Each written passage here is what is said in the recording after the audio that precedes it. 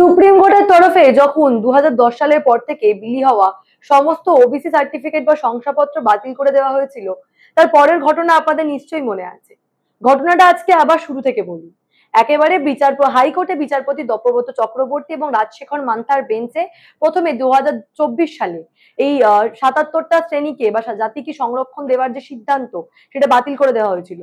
অর্থাৎ তৃণমূল আমলে যে সমস্ত ওবিসি সার্টিফিকেট বিলি করা হয়েছিল তা নিয়ে প্রশ্ন উঠেছিল এবং পরবর্তীতে হাইকোর্টে সিদ্ধান্ত নেয় 77টা সম্প্রদায়কে যে সংরক্ষণ দেওয়ার যে সিদ্ধান্ত তা বাতিল করে দিয়েছিল হাইকোর্ট।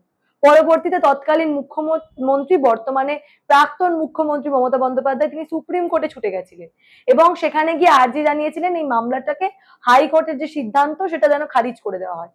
কিন্তু সুপ্রিম কোর্টে যে ঘটনা আমরা দেখি, 2010 সালের পর থেকে বিলি হওয়া প্রায় 5 লক্ষের কাছাকাছি ওবিসি সার্টিফিকেট কিন্তু সুপ্রিম কোর্টের নির্দেশে বাতিল করে দেওয়া হয়েছিল।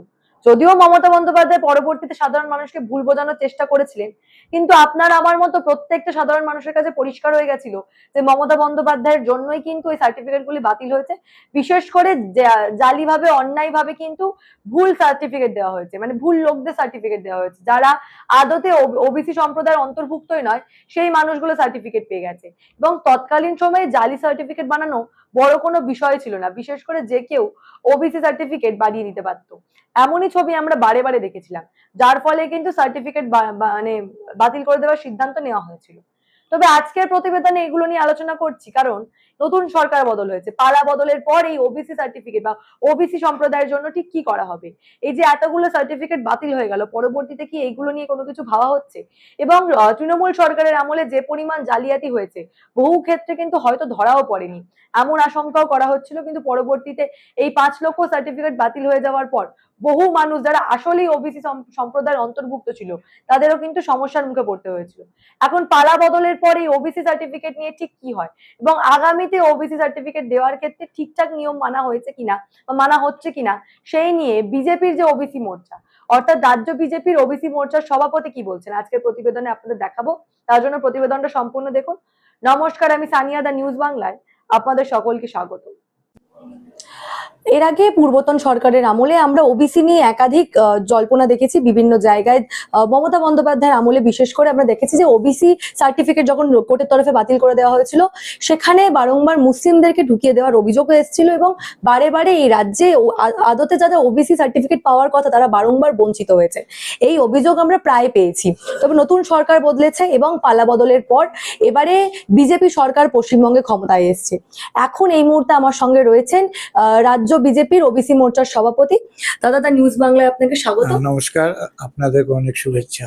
প্রথমে যে প্রশ্নটা করবো, এই যে পালা বদলের পর আপনারা ক্ষমতায় এসেছেন, এতদিন ধরে আমরা ওবিসির ক্ষেত্রে যে সমস্যাটা দেখে এসেছি যে মমতা বন্দ্যোপাধ্যায়ের আমলে এই ওবিসি সার্টিফিকেটের নাম করে বহু একটা বিশেষ সম্প্রদায়কে বারংবার সুবিধা দেওয়ার চেষ্টা করা হয়েছে, আসল ওবিসি যারা তারা বঞ্চিত হয়েছেন, আপনারা কি করবেন? আমরা তো সরকারের এই উদ্যোগকে সাধুবাদ জানাই। মাননীয় মুখ্যমন্ত্রী শুভেন্দু অধিকারী মহাশয়কে অনেক অনেক আমরা শুভেচ্ছা জানাই, কৃতজ্ঞতা জ্ঞাপন করি যে আমাদের দীর্ঘদিনের ডিমান্ড ছিল যে একটা বিশেষ সম্প্রদায়কে এ ক্যাটাগরিভুক্ত ওবিসি সম্প্রদায়ে রাখা ছিল। ফলস্বরূপ আমরা দেখতাম তারা সংরক্ষণটা তারাই পেতেন, বাকি বৃহত্তর হিন্দু সমাজ এখান থেকে বঞ্চিত হতেন। আমাদের সেইখান থেকে আমরা মুক্ত হয়েছি। আর এখন আমরা সরকারের সাথে আলাপ আলোচনা করে সেই ওবিসিদের যে সমস্যা, সেই সমস্যাগুলো, সার্টিফিকেটের সমস্যা, চাকুরিতে সংরক্ষণের সুবিধা, অন্যান্য যে সুবিধা, সেই সুবিধাগুলো নিয়ে মাননীয় মুখ্যমন্ত্রীর কাছে আমরা দরবার করব এবং আগামী দিনে অন্যান্য রাজ্যের সঙ্গে আমাদের যে একটা বিস্তর ফারাক বিগত দিনের বাম সরকার পরবর্তীতে তৃণমূল সরকার যে রেখেছে, অন্যান্য রাজ্যে 27% মানুষ ওবিসি সম্প্রদায়ের এই সুযোগ পান সংরক্ষণে, আমরা সেখানে কতটা পেতে পারি মাননীয় মুখ্যমন্ত্রীর কাছে আমরা আমাদের দাবি দেওয়ার সাথে সাথে এই বিষয়টিও রাখবো এবং সরকারের কাছে আবেদন করব যাতে বৃহত্তর এই ওবিসি সম্প্রদায়ের মানুষের কথা তিনি ভাবনা চিন্তা করে যে ডিমান্ডগুলো ইতিপূর্বে আমরা সরকারের কাছে রেখেছি সেগুলো যাতে পূরণ হয়। বিশেষ করে মাননীয় মুখ্যমন্ত্রী ঘোষণা করে দিয়েছেন যে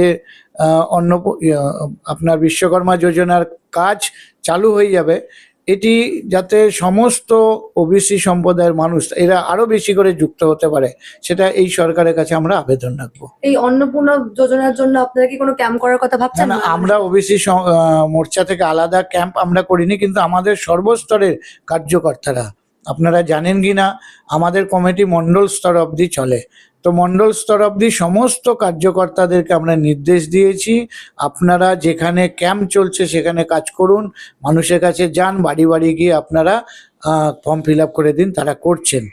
এর সাথে সাথে 12 বছরের যে প্রধানমন্ত্রীর যে সাফল্য কাজের, সে তার সঙ্গে যে পার্টি এবং সরকারের সমন্বয়ে যে যোজনাগুলো চলছে, কাজগুলো চলছে, সেখানেও ওবিসি সম্প্রদায়ের সমস্ত কার্যকর্তারা এবং সমাজের ব্যক্তিরা যুক্ত হচ্ছেন। আমি তাদের যুক্ত হওয়ার জন্য আহ্বান করছি।